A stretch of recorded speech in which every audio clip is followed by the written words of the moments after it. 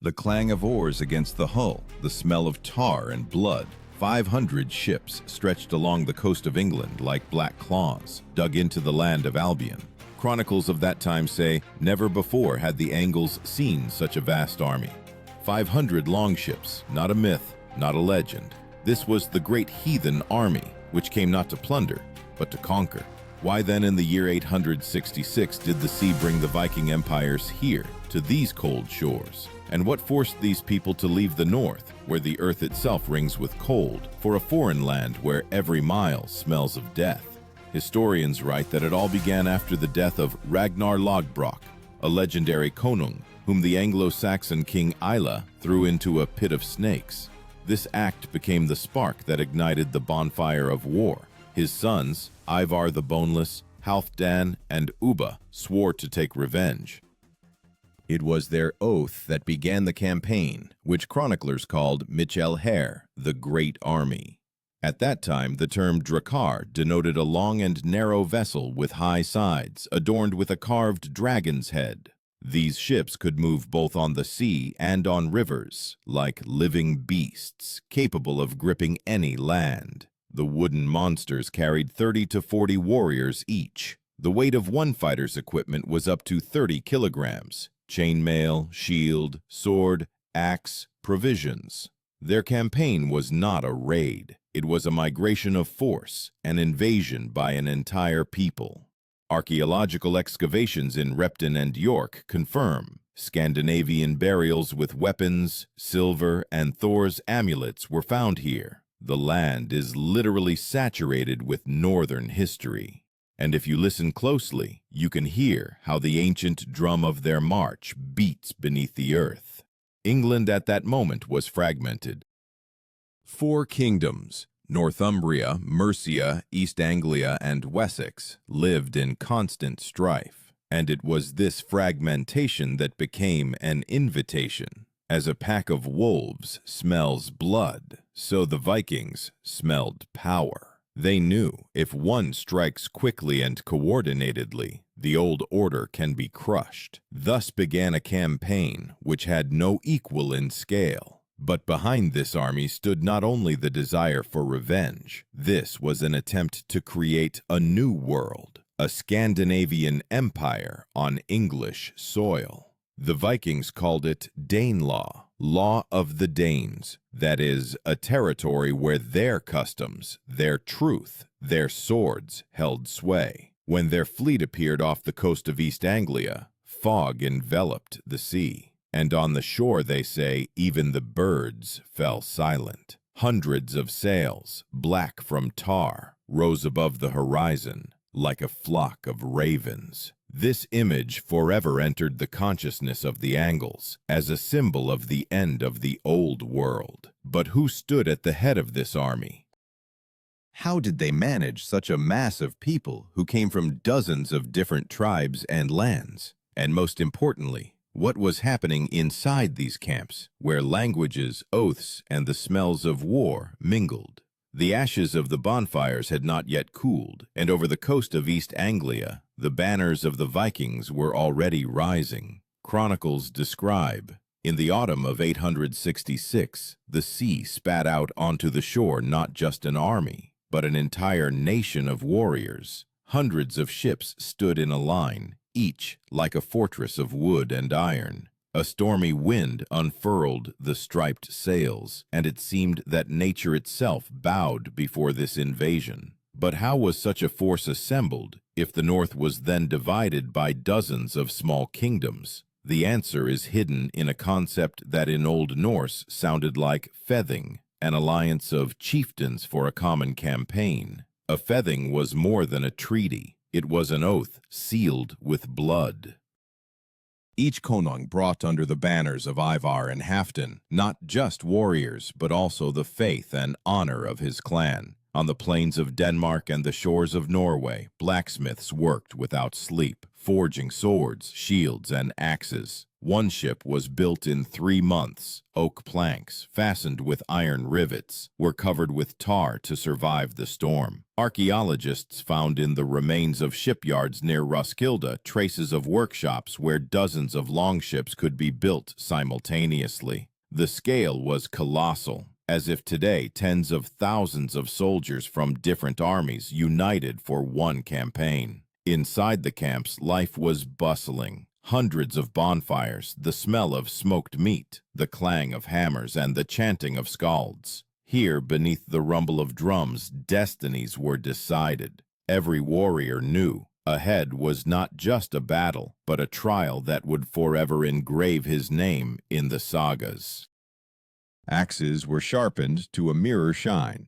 Runes were carved onto spear shafts. The Vikings believed that these symbols imparted strength in battle.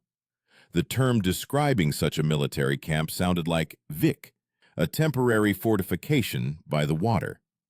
From this word later came the very word Viking. A Vik was not just a resting place, it was a ritual space where a northerner prepared to die with dignity. A circle of shields, tents made of sails, watchtowers of wood. Everything was ordered, like ants, only instead of sand, bones and iron. Historians note that by the time of departure from Scandinavia, the army could number up to 20,000 people. For that time, an inconceivable number. They did not march blindly. Scouts had landed in England beforehand, studying fords, roads, and the locations of monasteries. These scouts were called scouti, people moving ahead like shadows. Their task was to find a weak point, and they found it. East Anglia was poorly defended. Its King Edmund had neither a powerful army nor allies. When the first detachment landed at the mouth of the River Yar, the Anglo-Saxons did not believe the reality of what was happening. They came like a storm, and the earth trembled at the sound of their shields, is recorded in the Chronicle. This was not merely an attack. It was a demonstration of force. Dozens of ships formed a semicircle near the shore, like the jaws of a beast. On the masts were wolf heads, on the shields, skulls of enemies from previous campaigns. Everything around screamed of the impending terror. But the Vikings had a purpose far deeper than plunder. They carried with them the idea of a new order, a world where their law, their language, and their gods could live alongside the conquered peoples. It was during these days that the idea of establishing permanent settlements was born. Archaeological findings in Ravensworth and York confirm. Soon after the landing, the first Scandinavian-type houses appeared, long, elongated, with a hearth in the middle. Yet discipline in the camp was maintained by fear and personal loyalty. Warriors were divided into tens, led by experienced fighters who were called drengs. This word meant men of honor, the elite of the army. To be a dreng meant to go into the front line where arrows flew. They formed the backbone upon which the army rested. At night, the camp plunged into silence. Only the sea whispered of the great campaign ahead, in which blood, faith, and destiny would merge. Ivar the Boneless, sitting by the fire, drew a map in the sand with a stick. No one knew that his mind was colder than the northern wind. He could not walk, but he commanded the army like a chess player commands the board. His weakness became strength, and his name, fear for all of England. And when the first rays of the sun illuminated the sea, hundreds of ships weighed anchor. At that moment, they say, the air hummed with the cries of thousands of warriors. Their sails filled with wind, and the shadow of the great heathen army fell upon the shores of Albion. And with this shadow, there could be no negotiation. It brought not merely war, it brought the end of an era. The fog over the River Humber dispersed slowly, like the breath of a beast. From it emerged the dark silhouettes of ships, and soon a dull hum was heard over the water, the sound of hundreds of horns announcing the beginning of the invasion. Chronicles report, in the autumn of 866, Ivar the Boneless's army moved north, towards the lands of Northumbria. This campaign became the first blow of the great heathen army to the heart of Anglo-Saxon England. Northumbria was fragmented. A struggle for power was ongoing between its kings, Aelle and Osbert. Ivar understood. The enemy could be crushed while he fought against himself. The Vikings marched along the river, across swamps and hills, leaving burned villages in their wake. Every step of their army was planned. The tactic they employed was called the swine, a dense wedge-shaped formation aimed directly at the enemy's heart. Ahead marched the best, the Drengs, behind them the warriors of the second rank, and spearmen closed the formation. This living wedge broke through defenses like an iron tusk. Contemporaries wrote that to witness a swine attack was like watching the sea crash upon the land. At dawn they approached York, an ancient city then called Ilforwic. Its wooden walls, hastily erected, could not stop the onslaught of 500 ships full of warriors. Chronicles recount, on the day of the battle the sky was gray, the wind from the sea drove the rain, and the Vikings' shields gleamed like snake scales. Signal fires burned on the towers, but no help came. Aelle and Osbert, forgetting their enmity, hastened to unite their forces. Too late. Ivar stood on a cart at the edge of the hill giving orders. He did not move, but his voice was like steel. He commanded coolly, calculatingly, as if playing a game of gods. Later chroniclers would write, "He knew no fear, for his bones were already dead." His nickname, the Boneless, became a symbol of inhuman will. Perhaps he suffered from an illness that made his body weak, but his mind, ruthless. The assault lasted several hours. The Vikings breached the gates, stormed into the city, and unleashed fire upon it. Chronicles assert that York fell in November of 867. Aelle and Osbert perished. Ivar ordered their bodies to be buried according to the custom of the Northerners, without honors, as spoils. Thus he avenged Ragnar. But the most gruesome tradition states, the blood eagle was performed on Aelle, an ancient sacrificial ritual where the enemy's back was cut open, exposing the ribs like wings. Historians dispute whether this ritual was real or merely a symbolic act, but the very idea instilled terror in all who heard of it. Ivar's army did not remain in York. They fortified the city, turning it into a base. Archaeologists found traces of ancient fortifications, a moat, walls, remnants of smithies and warehouses. This was the first major center of Viking power on British soil. The city received a new name, Jorvik. Here, for the first time, the northern law, Danelaw, began to operate, where justice was administered according to Danish customs. The term Danelaw signified a zone where Viking law, distinct from Anglo-Saxon law, held sway. Here the judge was called a lagman, literally lawman. He resolved disputes by memory, without written codes, relying on the oath of witnesses. This revealed a peculiar characteristic of Northern society, a belief in the word given in public. And now this word became law in a foreign land. After the fall of York, the army divided. One part remained to hold the north, the other moved further south, to the lands of Mercia. In the spring of 868, they set out again, this time under the command of the brothers Halfdan and Guthrum. Historians note that the discipline in this army astonished contemporaries. Each detachment had its own sign, its own horn, its own signals. When the army gathered, there was such a roar as if the earth itself sang a battle song.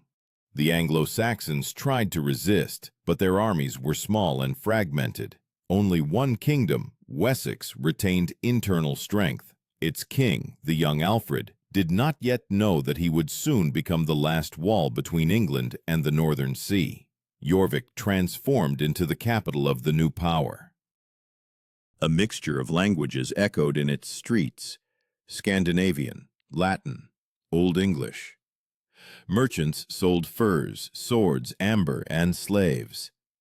The great heathen army, which began as a punitive expedition, gradually transformed into the foundation of a new state. But within it, discord was already beginning to ripen. Ivar vanished from the chronicles, like a shadow dissolving in the fog, leaving his brothers with power and burden. From the north, the Vikings brought not only swords, they brought order, built on fear and honor. But this order was fragile. With each new campaign, the army moved further from the sea, losing connection with its homeland and gods. And where the roar of victory once sounded, a new force was soon to emerge. The strength of those who decided that the land could be defended not by blood, but by will. The year 871 entered the chronicles as the year of 9 battles. The land of Wessex groaned under the blows of the Northerners. The great heathen army moved like an avalanche, town after town, monastery after monastery. Chronicles write, "They came like a winter storm and knew no weariness. But for the first time they were opposed by a man of equal resolve, Alfred, the younger brother of the deceased King Ethelred. He was no older than 30, but already understood. If Wessex fell, all of England would fall. By that point, the Viking army numbered, by various estimates, up to 25,000 men. Their camp near Reading was larger than any city in the south. Life was bustling here. Swords were forged, ships were repaired, spoils were divided. But along with wealth came weariness. The army, accustomed to victory, encountered an enemy who did not engage in open battle, but struck from the fog, retreated, lured into swamps. This tactic, which would later be called War of Attrition, Alfred employed with cold calculation. He knew that the Vikings depended on their supply bases, on farms and livestock, which they took from the conquered. Therefore, he burned villages, leaving empty lands behind him. This was a struggle not for territory, but for time. Time to gather strength. Alfred created a system of burhs, fortified settlements connected by roads. A burh was not just a fortress, but a stronghold of survival. In each burh there was grain, water, and weapons, and each could withstand a siege. The Vikings, for the first time, encountered an opponent who knew how to count, to wait, and not to lose faith.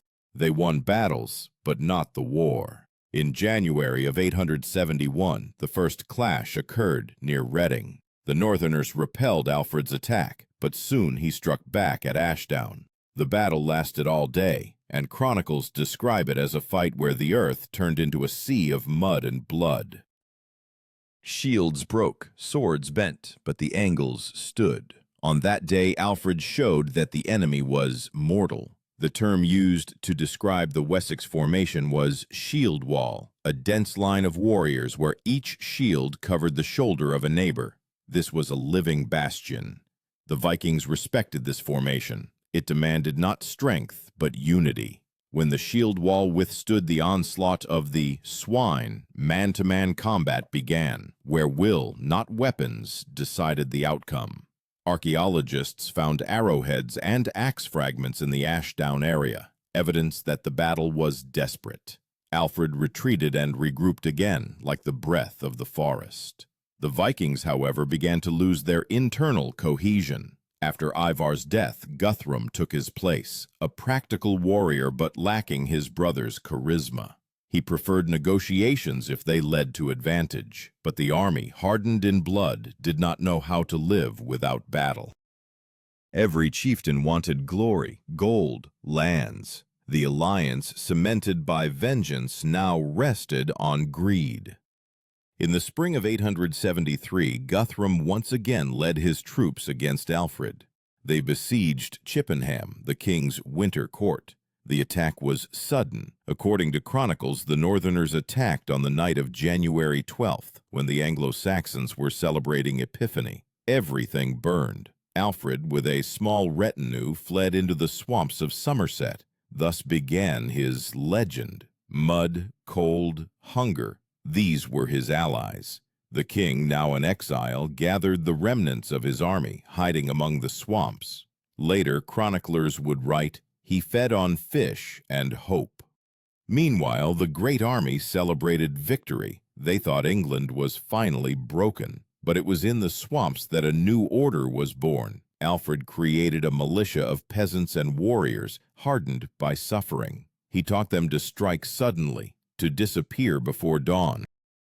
His camp became a living entity, rising from the fog when the Northerners least expected it.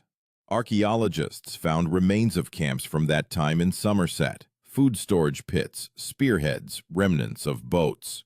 Everything indicates that this army from the swamps truly existed. Historians call this period the transition from survival to revival.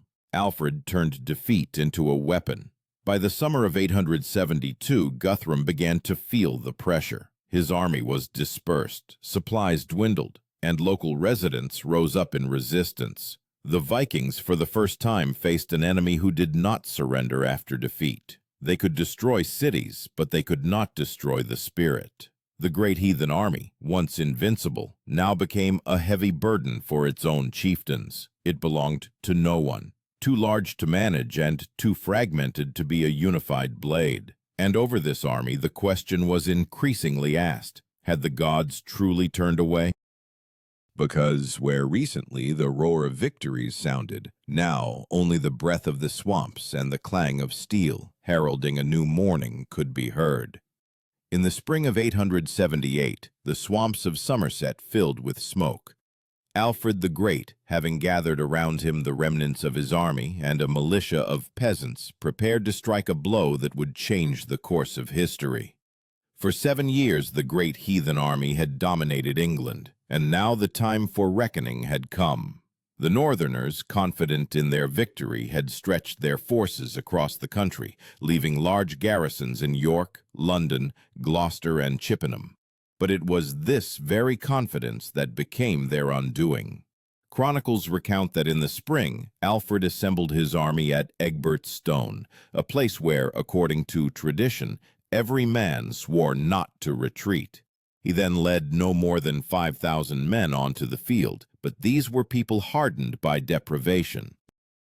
Against them stood up to 15,000 of Guthrum's warriors, experienced, well-armed, and self-assured. The Vikings laughed when they heard that the exiled king was coming against them with a peasant army. But within a few weeks, they had no more reason to laugh. The decisive battle took place at Edington. The exact location is not established, but archaeologists have found spearheads and charred shield fragments in those areas, traces of a great battle. On the eve of the battle, Alfred ordered his men to fortify their positions and build a shield wall. 3 rows of shields, each like a stone in dense masonry. The Vikings formed their swine, a wedge-shaped formation with which they had won dozens of battles. In the morning, fog lay over the field, and in its gray shroud, 2 worlds collided. Witnesses wrote that the battle lasted all day. The Vikings struck with shields, breaking through ranks, but the Anglo-Saxons stood like oak roots.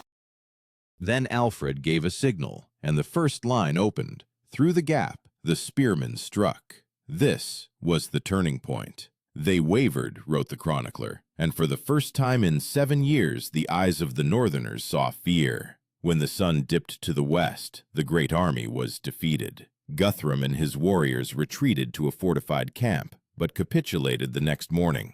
The term describing this moment in the chronicles sounds like grind, grinding. This word conveyed the essence of the battle. 2 worlds, compressed into one vortex, ground each other until only silence remained. Alfred displayed what the Vikings called drengskaper, the mercy of a victor. He did not destroy the captives, but offered Guthrum a choice: to be baptized and remain to rule the eastern lands under the English crown. Guthrum agreed. He was baptized under the name Athelstan, and soon a treaty known as the Peace of Wedmore was concluded. This peace became not just a truce, but a new order. Under the terms of the treaty, England was divided. The west remained with Alfred, the east with the Danes. Thus, the border known as the Danelaw line was born. Everything northeast of the Thames became Scandinavian territory. This was an acknowledgement that the great heathen army had not conquered England, but had changed it forever. Archaeological findings confirm. After the treaty, the Northerners began to settle the lands peacefully. In excavations of York and Nottingham, Thor's amulets were found alongside crosses, Scandinavian swords, alongside Anglo-Saxon buckles. Two worlds, long standing on opposite sides of the sword, began to merge. Historians call this the beginning of a dual culture, a blending of customs, language, and architecture. But not everyone accepted the peace. Some warriors, especially young jarls, believed that Guthrum had betrayed the gods. They left England, heading to Ireland and France. There, the great heathen army finally dispersed. Some settled in Dublin, founding the first Scandinavian kingdom of Ireland. Another part perished in endless skirmishes. Thus the army, once unified, dissolved like fog over the sea. The term that best describes this disintegration is sig, fate. For the Northerner, fate was not a punishment. It was a path that could not be turned from. The great heathen army followed its path to the end. It brought destruction, but also a new era. After Wedmore, reconstruction began. Cities were fortified, trade revived, monasteries were reborn. England rose from the ruins anew, no longer purely Anglo-Saxon, but Anglo-Scandinavian. When the chronicles wrote that the Vikings disappeared from the shores of Wessex, it was not a disappearance, but a transformation. Those who came with the sword remained with the plow. Their descendants lived here for centuries. Their words entered the language, their laws into legal traditions. But the memory of the great heathen army lived longer than its swords, and when fog rises at night on the shores of England, the old people said they hear horns sounding far out at sea, an echo of that morning when 500 ships first appeared on the horizon. They say that the sea remembers everything, and when the waves crash against the cliffs of York, they whisper the names of those who came here under black sails. The great heathen army did not disappear. It dissolved into England itself. From its ashes a new people was born, where the blood of the Northerners mingled with the blood of the Angles. Their swords turned into furrows, their ships into homes, their gods into legends. Historians believe that it was after those years that England first realized itself as a unified land. Alfred the Great created a system of laws, drawing upon the memory of his enemies. He adopted from the Vikings discipline, organization, and a system of fortifications. Even the word fleet entered Anglo-Saxon speech from the language of those who were once feared. Archaeological findings, Scandinavian jewelry in English graves, runic symbols on crosses confirm that the boundaries between peoples blurred. But the main trace remained not in the earth, but in human memory. The great heathen army became a lesson. Strength does not reside in destruction. It resides in the ability to rise after it.